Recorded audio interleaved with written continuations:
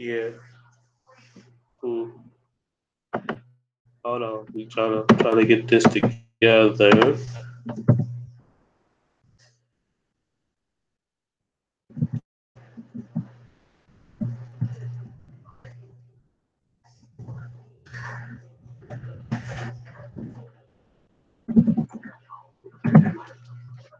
Okay. Let's see.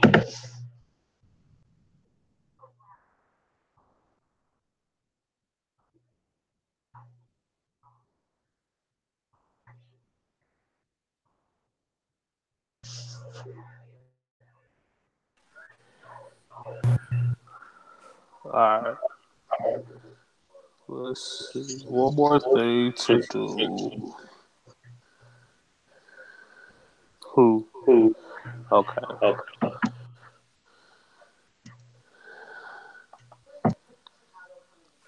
Now let's see if this works. Okay, it does work. Cool, cool. All right.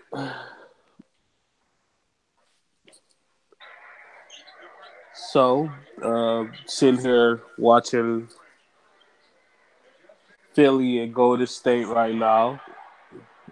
Draymond Green got like no lift. Even though he made this left hand layup, he has like no lift, no more. Like that usually was a dunk 2 years ago.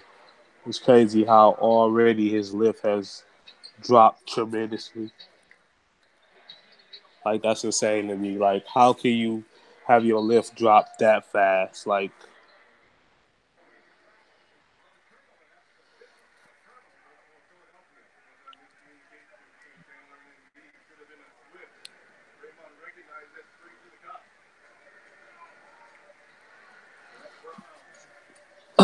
but yeah. So let me get see if Avery is ready to come on.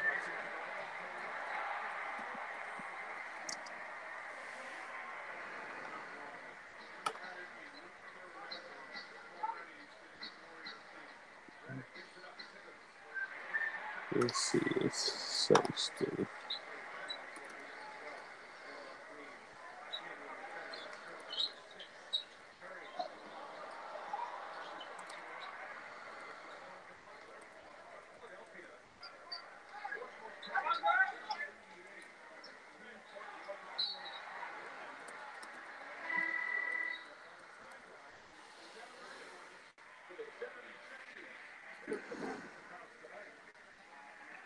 Huh.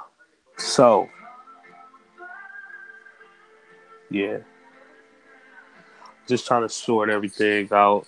I'm gonna be going back and forth between Lakers and Philly game, and I'll be going back and forth with that and the Warriors, the Lakers, and Warriors and Philly in the Lakers game, just to see how Brown look on his first game back. Just want to see how everything was going with that. We'll just talk about this Porzingis trade. I feel like it's some angles that haven't been touched on as much. Um, it's a couple angles that I have seen that haven't been touched on as much. Also, just wanted to talk about the trade deadline as a whole, and I want to talk about it in relative to all teams, not just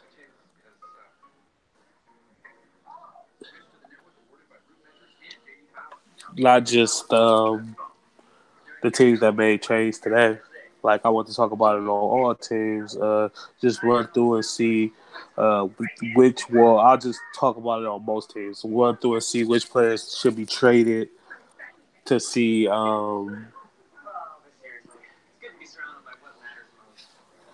what do I think will happen in the next week and everything that surrounds that. Is a couple players I know that I think should be traded before the deadline, but I'm not sure if they will. I know Atlanta has a couple players they should probably be willing to part ways with that are on expired contracts, and those contracts those players can help other teams, and they should be losing right now. They should be trying to get the best draft pick that they can. They also want to get the worst draft, the best odds, because that also knocks Dallas out of that position that they will eventually get in, and keeps the odds of them getting their pick.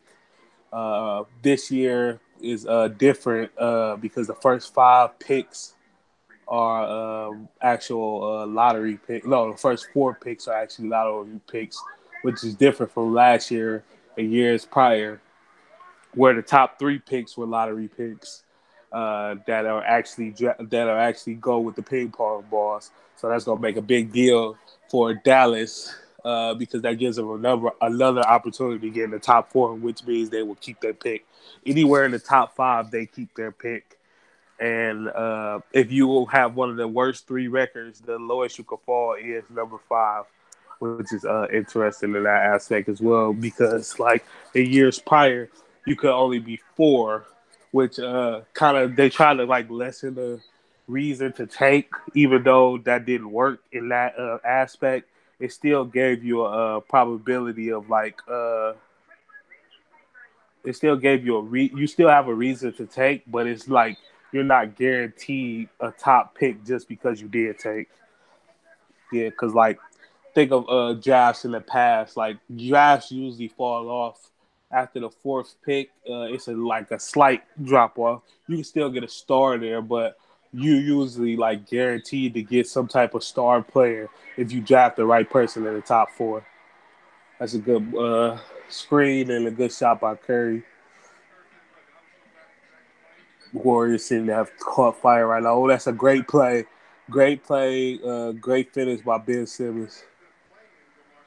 Great pass. Was that TJ McConnell? Yeah, that's TJ McConnell. Really good pass. DeMarcus Cousins in the post against Jonah Bolden. Yeah, you got to send the double team immediately with that type of matchup. Back in the post, no double, no hard double. Good defense. That was actually really good defense, and it should be a jump ball. Bolden was nice and physical on the block. Looked like he got on ball. Yeah, that was really good defense. Really way to hold up Bolden. He just he's a rookie in the NBA, but he played overseas and he left UCLA. I remember that he left UCLA because he wasn't happy with the way the program was going. Boogie with an offensive rebound. Steph Curry with a he draws the foul and one from three. That was a great shot.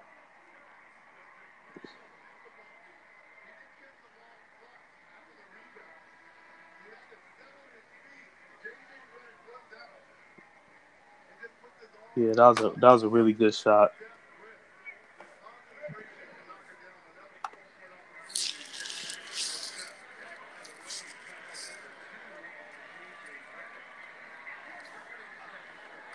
There we go. Yep. So now he's at the line to finish the 4 point play. When you run out at Steph, it's like it's really no reason to reach out because he's just gonna draw the foul. Like just run out with your hands up, but don't try to get close, especially if you got long arms. Like it's no point in like going out, running out there wild. Good passing. Good pass. Wide open three from the corner. Wilson Chandler, brick. And this is a problem with the 76ers. That's a great pass down the court and good layup by McKinney. This is the problem with the Sixers, though. They don't have enough shooting. They need another shooter after three, the two and the three. They can use a backup two with size, like a KCP type of player that can shoot a little bit, and they can use a three for sure that can shoot. They don't have those two type of players on their roster, and that hurts them at times because you could just sag off of those players. You already have Simmons who you can sag off of, um, and Butler sometimes who you can sag off of, but or you don't sag off Butler, but you can play him like kind of softly because you want him to shoot instead of getting in the lane and making those different buckets. So it's interesting. Like they are somebody that I would look out for with Wes Matthews, since I think he will be on the buyout market soon. So yeah, I would really look out for that.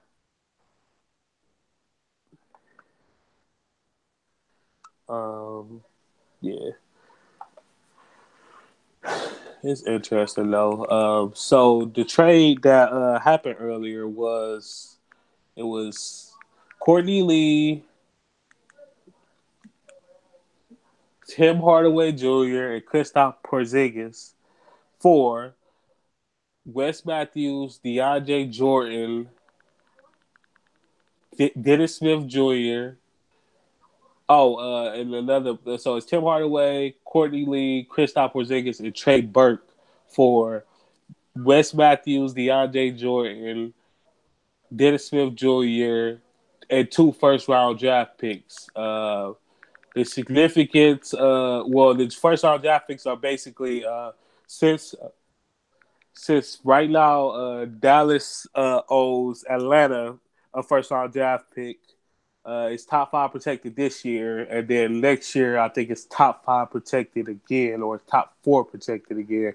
So whenever that conveys, it's likely to convey this year actually. But if it doesn't convey this year for some reason, they get up in the lottery, they get up in the top four. Um, it'll turn into a first round draft pick unprotected next year, basically. I think it's like top two protected or something like that.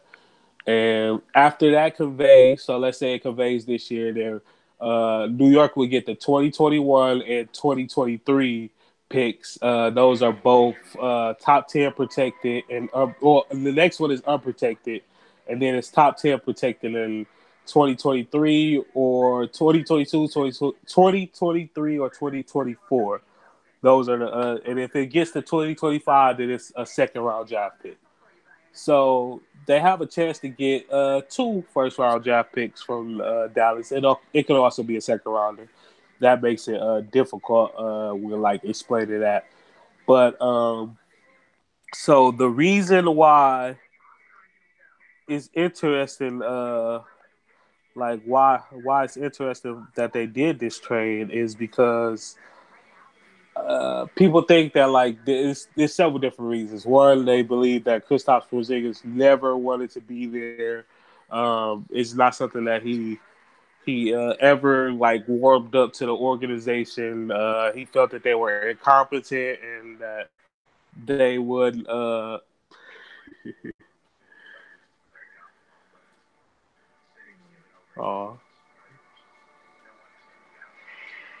Sending videos.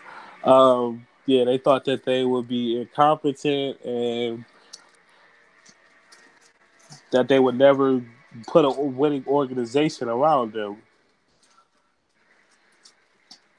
And then also um, that he wasn't going to sign a max extension, or they wasn't going to give him a max extension. Also, which is I think is a thing that people aren't realizing. I don't know if the Knicks for sure were going to give him a max extension, which comes into play of well, we might as well get what we can get for him now while he's cheap instead of trying to trade him after he takes the qualifying offer or after he signs it, we try to lowball him, and he doesn't accept, and now he's not playing at all.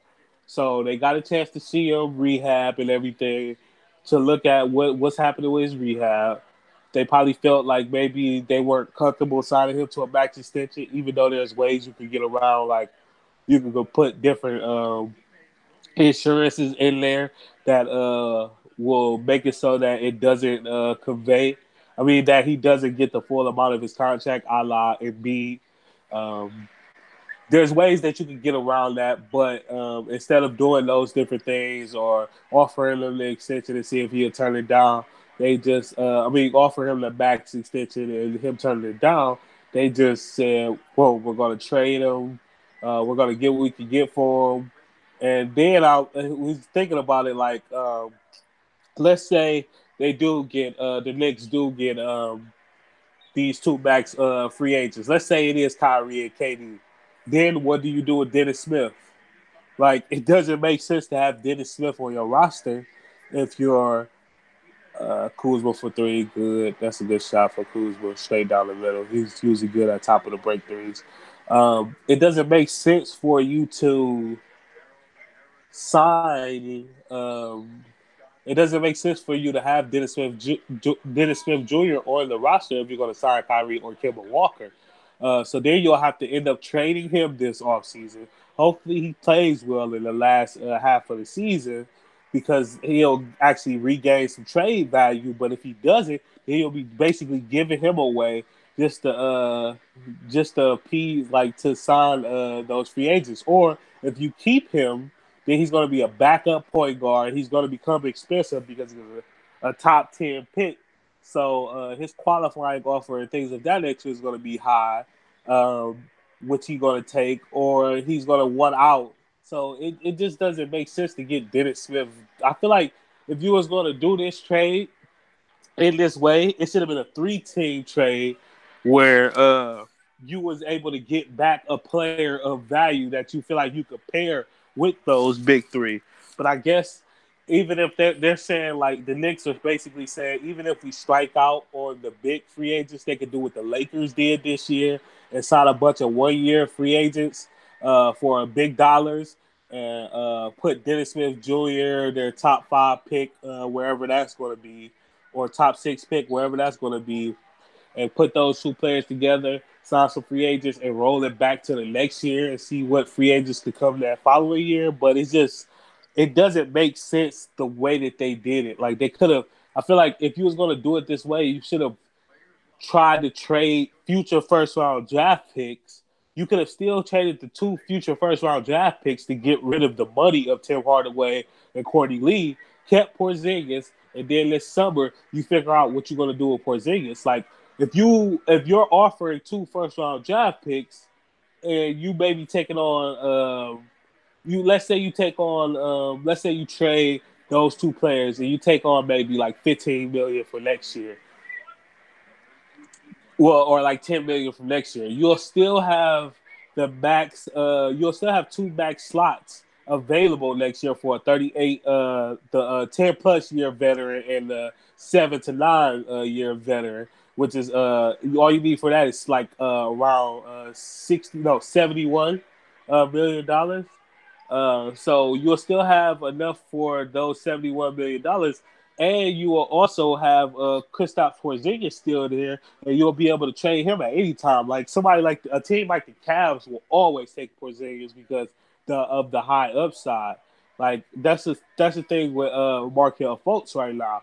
Teams are not the Philly is not just so eager to trade him because to players like that with that upside, even though I don't we don't know what Markelle Fultz upside is, but he still has, even if he becomes like, so if he becomes 70% of the player that people thought he would be coming out of college, that's more than an average first rounder would yield. So it's like, why would I trade this asset for nothing or some expired contracts in order, even if they're hurt, in order to like clear space? It doesn't make sense. You need assets. You want to get top assets back for top assets, even if they're hurt.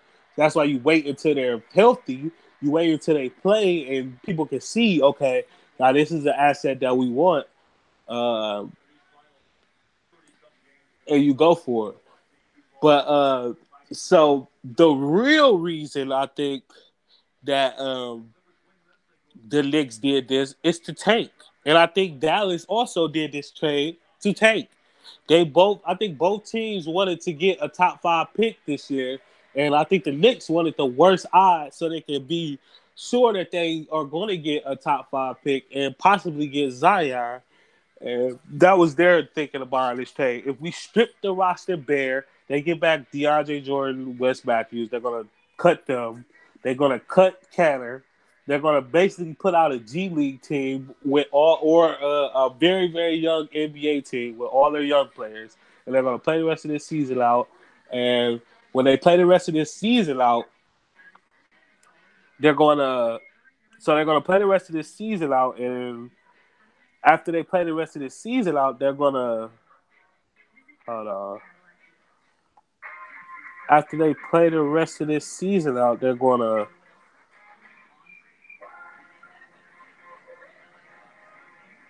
see where their pick falls, and they really want. They feel like if you compare Zion Williamson with these two backs players, now you have three stars, and you don't even have to trade for a third star. You just have those stars there, and you have that box office effect of having Zion.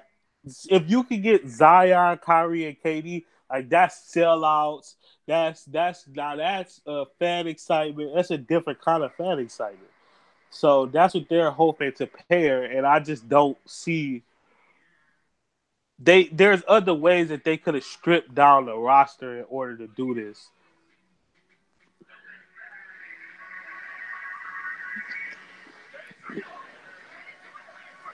So yeah, it's just other ways they could have did it. I feel like the change that they needed to get the the change that they needed to sign, they could have signed this offseason. That's my whole thing with this. But on the Dallas side, there is a small risk with this. Well, there is a lot of small. It's a risk. It's a pretty good risk, but it's a risk that you have to take. Like it's one of those things where okay, I know this is a risk, and I know it could backfire on us, but we have got to do this in order to be the organization that we think we are. We have to do this because we have to get. We haven't been able to get star free agents. Even though we've had Dirk and everything, we got most of the players that we got through trade. So in order to really get that second star and solidify that we have him, and we have him under contract at least for a little while, you trade for him and you take that risk that maybe he's not healthy or he his lead injured. I mean, or he's injury prone to get that second star. Um, Also, to get that type of star. So Porzingis is like the perfect modern day center. Um, and he's able to score. He's a three-level scorer already. He's a good defender already. Um, he's sure there's many different ways to use with Doncic. So now you got two franchise cornerstones. Um, you have two franchise cornerstones, and if you can potentially get a good pick either this year or next year, you put that with those two, and now you have something. Porzingis isn't old yet, and Doncic is very young, so you want to keep your stars on that young timeline, and that's another reason why they did that trade because they wanted to have the stars on a younger. They want to have younger stars, like they not them getting older stars. Even though Luka looks like he's ready to play, looks like he's ready to compete now. he's still in a he's still in young and he's still developing. He's going to get a lot better. So it's important for them to get that young player that's going to develop with him, that's going to build that chemistry and camaraderie with him. And that's what Porzingis is. They also did this trade because they wanted to get worse as well. And them getting those two players, it signifies like, okay, um, we may not be as good going forward in the rest of the season. We don't have those vets. We are very young. Well, Courtney Lee is a vet, but he's not going to play much. And the other two, they lost DeAndre Jordan and West. They also wasn't going to pay DeAndre Jordan this summer. All signs led to that. They had Maxi Kleber. They like Maxi Kleber. They're probably going to end up starting him at center. Um, and you could pick up centers anyway. They're always centers free agency, and they signed for cheap. Look at Montrezl Harrell in this game, in this Lakers Clippers game. He signed for um, about $7 million a year, and he gives you production like a starter. So you can get those type of centers in the NBA nowadays. So it's no rush to get signed with those type of guys. So they're just trying to do different things. They wanted to get that star, and they could potentially retain their pick. And if you bring in somebody like RJ Barrett, now you're talking like now you have a good three young core that you building around, and you'll have money in 2 years to even sign like you have money in a couple years to even sign another free agent or just to be able to fill out your roster with good players. They won't have many draft picks though, so they're gonna have to rely on some of the things that they have relied on to get good players. They've been a good team at with the G League, finding players off the G League or Europeans for cheap. So they're going to have to go back to that well. But I like the move on both ends, actually. Well, I don't hate it on the Knicks end. I see what they're trying to do. And I feel like even with them paying, they wasn't going to be able to pay Kristaps and keep the well, they didn't want to pay Kristaps and also keep those players on the roster and try to sign these free agents. I don't think they were going to get free agents unless they had two open back spots, and they weren't going to be able to have Kristaps and open those two back spots right away.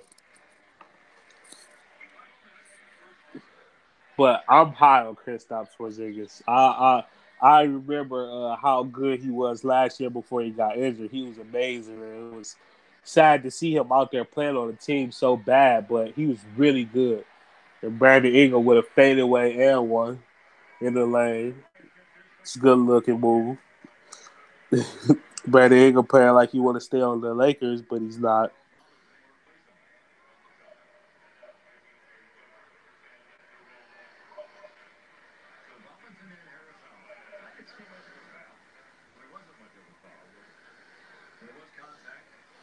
Yeah, so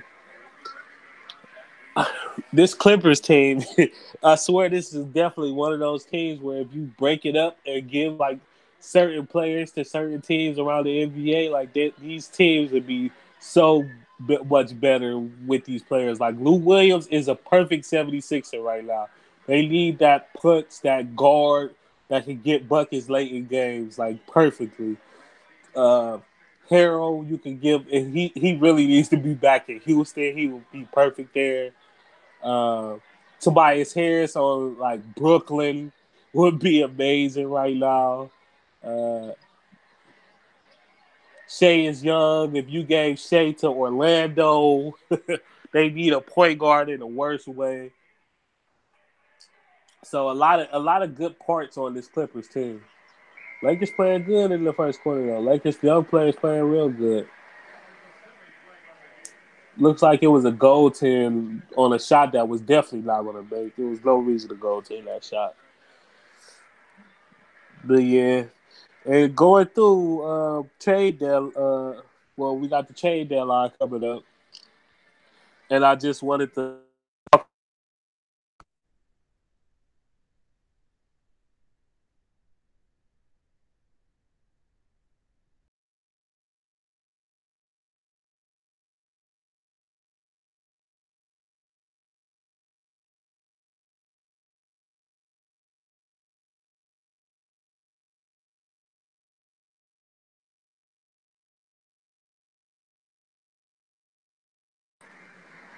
Yeah, I don't know what the hell happened, but I got ejected. Um, but yeah, there's some things that I can see happening soon with different teams. I know. Let's start. I can start off with the Cavs because I know that roster by hand. I'm looking.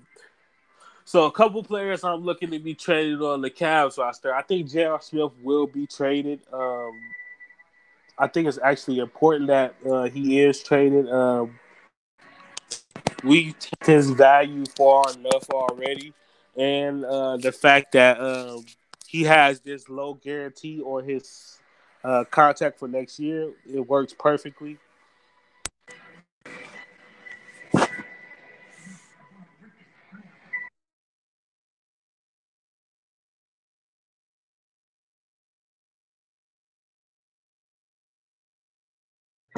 And also, so I think Roddy Hood will be traded. J.R. Smith, and I think the Cavs will take back just second rounders or expiring contracts for any of those players.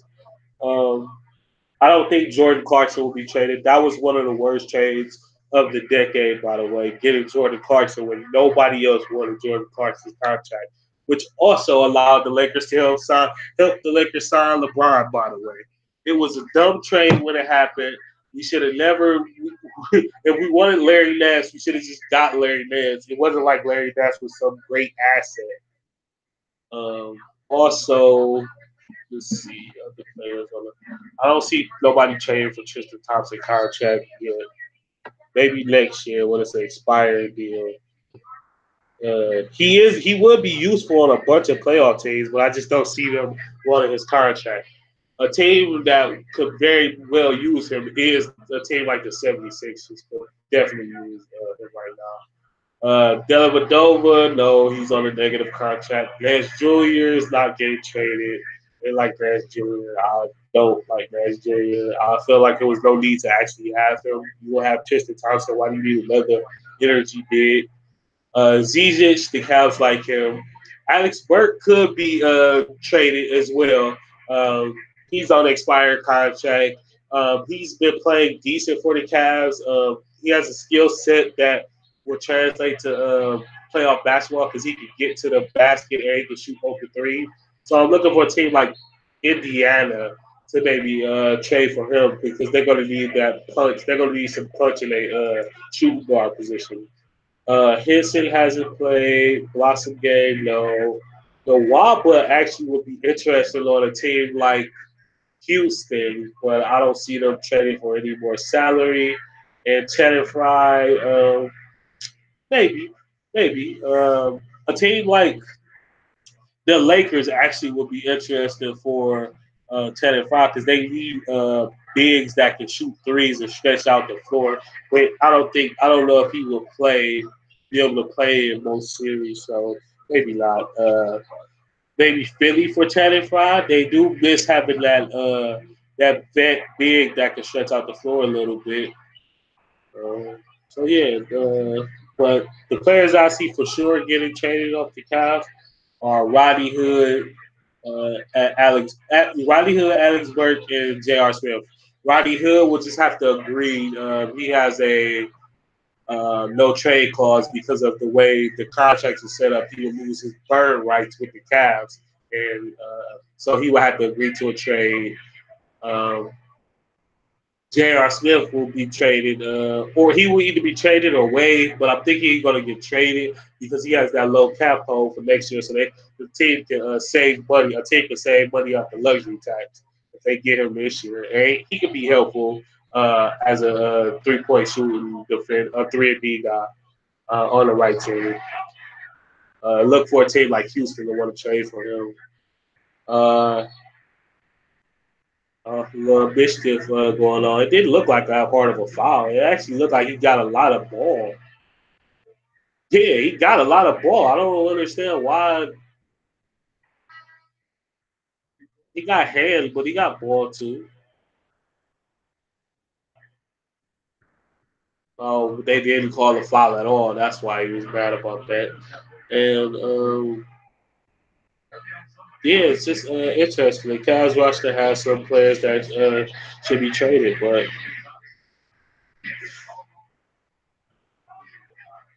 another team, I think the Pistons are buyers. They need a point guard in the worst way. They need guard help. Period. I was watching the end of one of their games last week. I can't remember which game it was. It was one of their close games, and it just was sad. Like Blake Griffin just and Drummond were just sad out there because they just had no help as guards. Like they guards couldn't get a bucket or stop anybody. So like they need guard help, point guard and shooting guard. They got some young shooting guards, but they need veterans in those positions if they want to make a playoff push. Uh, Look for them to try and pry a point guard away from a team, a backup. Well, they need a starting point guard, but look for them to try to pry a backup point guard from the team. Um, they're actually a team that probably should have went after Dennis Schroeder this offseason and paid the first to try to get him, but they didn't themselves.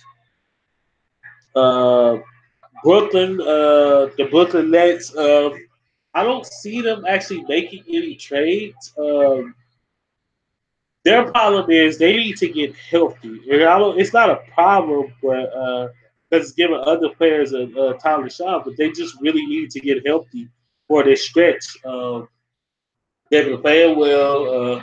As I was arguing with my homie Poofa on Twitter, DeAndre Russell has been playing like a star lately, and it's really amazing like how well he's been playing as of late. I know there's 25-9 today. Um, and Shabazz Napier, who they got on a minimum contract, which is crazy to me. Like he could have helped so many teams, like Houston. Why did they offer him a minimum contract? He would have been the perfect point guard to like get them through the rough passages with them. But that's another story. So I think the Nets could use everybody could use a bigger small forward that can shoot threes, but I don't see the Nets doing any trades. And same with the Spurs. The Spurs usually don't do in season trades. They could probably use another. They could probably use some point guard help with them, like a bigger point guard that can go out and defend point guards because they're essentially starting Forbes. They're essentially starting Forbes, and they play Patty Mills off the bench, and they are two small guards. Shout out to Forbes though, at the Cleveland State, and then transferred to Michigan State. Dead eye shooter, can shoot from anywhere, and he's much improved from his past years. Just go to see him still in the NBA, averaging 12 points per game. Next team, Milwaukee. Um, I mean, we just seen Milwaukee beat Toronto. I really don't see any. They have good depth at all positions. I really don't see a player that they can go out and get. There's really no need for them to like go out and like try to make a desperate move and trade for a player. They're pretty good right now, and they have good depth. They just need their players to play better and to play the same way in the postseason, play with that same intensity and everything. Toronto, same thing. Great team right now. They are pretty deep. If they could get another star, but there is no stars that are really on the trade block, so they're going to stay pat. Philly, as I said, you can look for them. They're going to be looking for a backup center and twos and threes that can shoot. Look for them on the buyout market too with Wes Matthews, as I stated earlier. Another player that they're gonna probably target the Hawks with um, Jeremy Lin and Deadman to come in. They can use some backup point guard help. Some guard help, and Lynn and McConnell, I think, can play together fine. Or they could be targeting like Heat players, Rodney McGruder and Wayne Ellington, because they need that type of shooting and players that can shoot and defend as well. They have Bellinelli in the playoffs last year, and they have Bellinelli down the stretch, and he was pretty good for them. LeBron keeps getting switches in this game, but he's not able to exploit it how he usually does. Um, he just missed a shot in the lane in the quarter timeout. Um, Indiana, they need wing help in the worst way. They need shooting guard help. They haven't had the scoring punch that they needed in the last game since Oladipo's been out. They've been pretty like low as a team as well. They haven't been good in like the last week. It's probably because of the fact that they lost their best player and their leader. So um, they need to get some type of wing help. And Tariq Evans has been a total disaster for them this year. And Derek Collison, up until the last like 3 weeks or so, has been a disaster for them as well. So they can use some guard help. Boston, there's really nothing they can do. They're going to be staying pat. Their big moves they can make is in the offseason where they can try to get Anthony Davis. Um,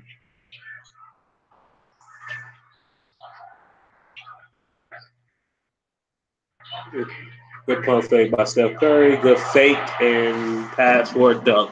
Easy work. Um, Miami, there's nothing really Miami can do as well. They're deep as well, but they just don't have any top end talent, and there's none available for them to trade for. They don't have the assets. They got bad contracts. They're basically on the treadmill for the next year, their next 2 years. Uh, Charlotte can use.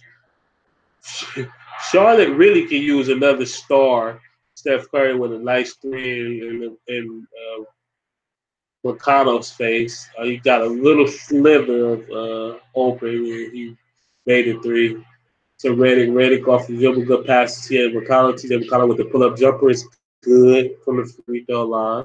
Good pass by Reddick. Let it be open by McConnell. Um, Charlotte, Cody Zeller is a player they probably will look to upgrade on, and on their wing as well. If I was them, would be trying to like trade for some type of small forward or wing help. Their biggest problem is they just don't have anybody else to complement Kimball Walker. And he's a free agent this year. I would hope that he could. I would want to see him on a good team this next year coming up. Detroit again, they need guard help in the worst way. Washington just needs to play better. Um, if they could get off of, well, they're not going to get off of anybody. They need Dwight Howard to come back. They need to play better like they have been, and just play more inspired. Um, Orlando, they're another team that needs these point guards. There really isn't like maybe Jeremy Lin for them as well. Like there isn't really these point guards that are available this year to go around for these teams that need point guards. So Orlando is in a guard market. Atlanta is looking to trade their asset. They're looking to cash in on Jeremy Lin and Damon and maybe Torian Prince if they can get a first rounder for him. If not, they're going to keep him and sign him to a restricted deal. Chicago is trying to change Jabari Parker right now. They're probably not though. They need to cash in on some of their assets as well. And New York just made the trade for with Kristaps Porzingis, so they're probably done making trades. If they could get off counter, they will. Golden State, just depth on the wing. I don't see them making any deals done. They're going to be on the buyout market. Denver, they have the depth. They have the team that they like, and they're going to push forward. They are in the Anthony Davis sweepstakes, but I don't think they have enough to get it done. Portland. I think they really are too good to like trade who they need to trade. They need to break down the CJ and Lillard backcourt, but I don't think they're too. They think of themselves too good to do that. So that's the interesting thing about them. Oklahoma City needs shooters. That's another place to look for Wes Matthews to go sign. San Antonio, again, they're not going to make any trades. Houston needs wing players as well. They're going to be in the buyout market for any wing that gets cut. Utah, Utah should be looking to try to trade for Mike Conley, uh, they could definitely use that type of star guard to go with Mitchell to help them get buckets at the end of games, or just to help their offense get unclogged. See, Clippers are going to stay pat. They're deep. They have cap space this summer. Lakers are trying to get Anthony Davis. It's either him or bust for them. They're going to make the playoffs, but they're going to be bounced unless they get another star. and it's probably going to be Anthony Davis that they're looking to get. Sacramento, Sacramento, look for a Harrison Barnes trade to them. Maybe they could give Dallas back some assets and be download the file. Minnesota's going to stay pat. They're going to play hard. They're going to end up with a winning record, but they're not going to make the playoffs. Dallas is trying to strip down. New Orleans is trying to trade away players. I don't think they're going to actually find a package to actually trade any of their players, though. So look for them to be competitive in the second half, but not make the playoffs. Memphis, I'm thinking Mike Conley is going to end up on the Pacers or Jazz. I think he will be traded for the trade deadline. And Phoenix, they're looking for a point guard, a young point guard, but they won't be able to get it. Their best chance was probably Dennis Smith Jr., but they didn't even want him, so I don't know what they're doing. And that's just my little breakdown of teams and what they may do on the trade deadline, who they're looking for, those type of things.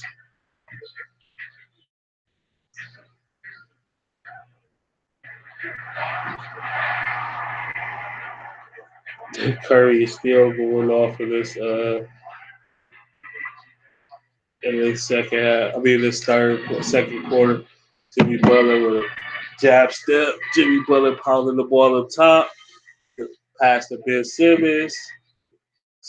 Simmons have Looney on him. Looney he passed to B and beat in the post on Draymond Green. And B just over the jump hook and it's good. No contest from Agree. Steph Curry airballs this time. Maybe Simmons may have got a hand on that. It was a heat check for sure, but airball from Curry. Simmons with the ball coming down the court. So a graphic that shows you that the Warriors can use some shooting. Butler will get the ball in to Embiid on Looney. Oh, Embiid looks like he's lost the ball. Wilson Chandler was in panic, but he gets the steal. Simmons to Chandler. Chandler misses another three. Wide open threes that he keeps missing. But Simmons gets the steal from Curry. McConnell passes to Butler. Butler with the three-quarter three. Simmons with the offensive rebound. Simmons needs to go up with that shot. Passes to Redick, and Redick misses. Now it's a fast break. Iguodala. Simmons gets back, though, and stops the fast break, and Butler is on Curry right now. Pick and roll. Wilson Chandler is now on Steph Curry. Good help by Embiid to stop the entry pass. Steph Curry, one of the quickest release threes I've ever seen. The ball looked like it barely touched his head before he shot it. Steph Curry is on fire right now. Embiid gets the ball in the post. Embiid on Looney. That's a travel. Jesus Christ. And he got a shot blocked. Good outlet by Iguodala, but he got the ball stolen. Looking instead of trying to go for a layup. Looney is playing well in the post. He's playing B very well in the post. He's not just giving up.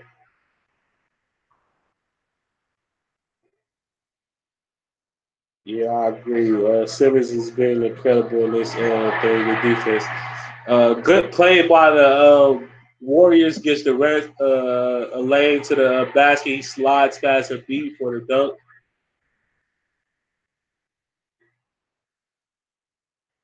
It's too much Embiid posting up with no spacing right now. They're not even running plays.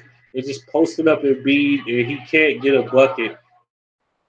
He shoots the long two. That's a terrible shot from Embiid. He's also not posting up on the low block. Like, it's weird. Wilson Chandler with the foul on Durant. He got blue by.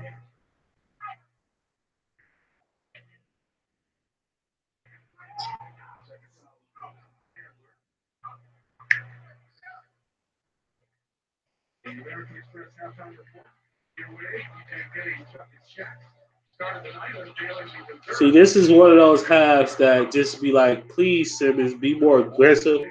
Um, it's a good pass, but Butler not ready to shoot. JJ Redick coming flying off the screen.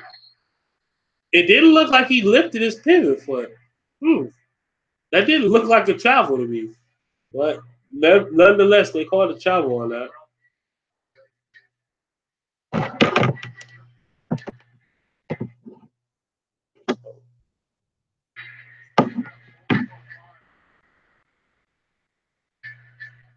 Yeah, Jimmy Butler has. He just looks out of it.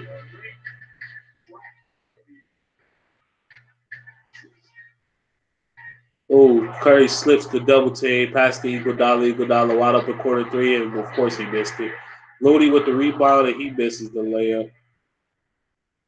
Good pass by Simmons to Embiid, and Embiid with the windmill dunk with 2 seconds left in the half. Curry with the ball, he shoots a half court shot, and he to the left. Good half of basketball for both teams. Philly just so sloppy sometimes, though. But it's like you can never count them by the games because they're so talented.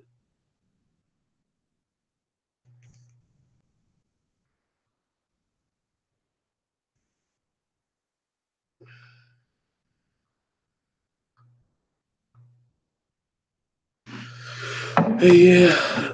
Let's see. Let's see where the Lakers game is at.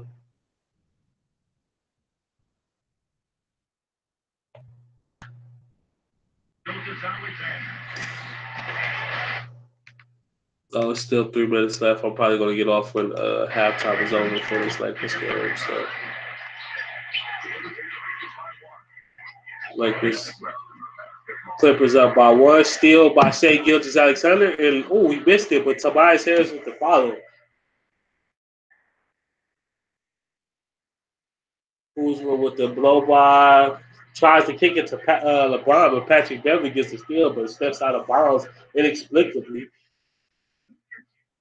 I didn't even see Patrick Beverly on that pass though, but and that was Kuzma that got stonewalled by Bertat and the ball stolen by Shea Gilgeous-Alexander, but he missed the layup.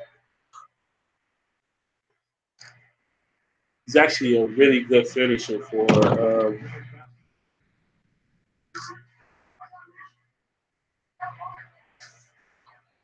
Ingram in the post, passing LeBron wide open from the top of the key. He misses the wide open three. Looked very stiff on that, by the way. Did not look fluid at all. LeBron is 1 for 5. I don't know if LeBron is healthy. He's 1 of 5. I don't think LeBron's ever had this bad of a shooting half.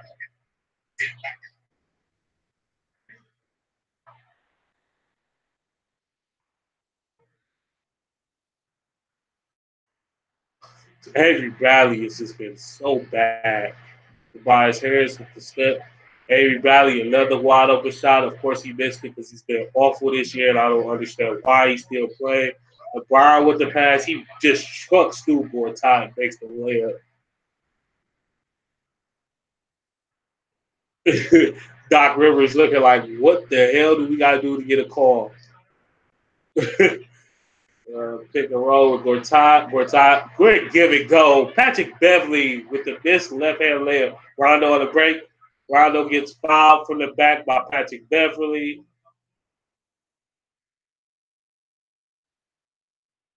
Rondo is laying there. He looks exhausted. Yeah, that's definitely an offensive foul by LeBron. He just lowered his shoulder or good tie and just knocked him into the baseline.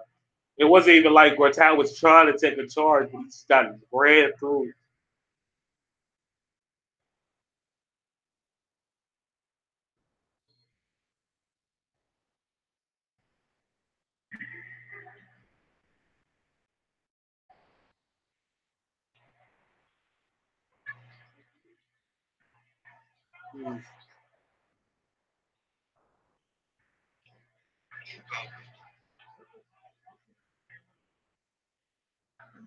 Patrick Beverly brought the ball at the top of the key, passing into Mike Scott.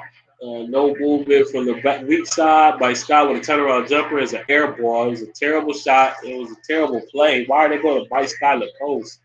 Oh, good move by Ingram, but he gets the ball stripped. He's so light. Like, he needs to gain about 30 pounds this offseason to, like, really be, like, to really have some effective. He's just too light. I don't know if that was, he may have got hands on that. He may have got hand and not just ball on that strip. Boban is in for the last 55 seconds.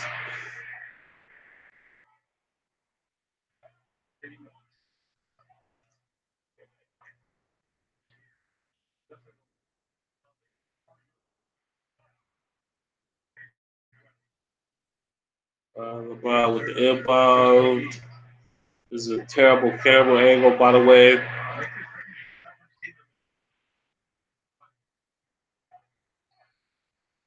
And back screen. Oh, good play. And KCP with the layup, mate. Good play. Got a back screen. I mean, a UCLA cut down the middle. Beverly at the top of the key. Go to Lou Williams. He gets the screen. He rejects the screen. Goes the other way and passes to Tobias Harris. It'll be Mike Scott who misses the open corner three. LeBron's coming down the court. He got a blow by, but he got a good move with an up and under, but he missed the shot. JaVale McGee missed his tip. The Clippers can get the last shot of the quarter. Lou Williams at the top of the key. And a 1-4 flat. Now both Scott and Marjanovic come up to set the screen. Scott is still there. He pops. He got KCP on him. Lou Williams gets to the cup, and he makes a left-handed layup over JaVale McGee's outstretched hands. Good layup. And LeBron passes it to KCP. KCP shoots the heave, and he misses it. Hit the front rim, bro. Good shot. And that's the Lakers' first half. They look, LeBron looked kind of stiff. Looked like he was loosening it up toward the end of that second quarter. Two good games, though, right now. Um, can't be bad.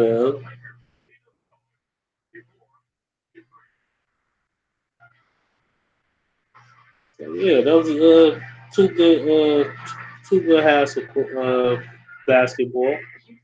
And I am out.